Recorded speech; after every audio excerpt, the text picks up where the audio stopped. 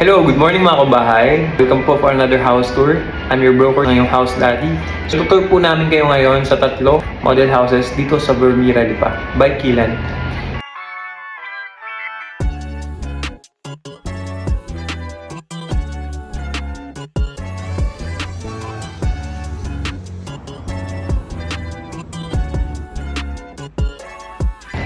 So ano bang maganda dito sa Bermuda? Number 1, location. Number 2, ganda yung price niya para sa location. And number 3, napaganda na amenities niya. So tara. Si Mirayo natin ay may 87 square meters na floor area and 99 square meters na lot area na may TCP na 6,387,098 pesos. Yan, ito po ang ating living area guys. Ito pong house natin na Mirayo na single attached ay may 3 bedrooms, 2 toilet and bathrooms, isang utility room, carport, and mayroong 1.8 kilowatt capacity basic grid tie solar panel system.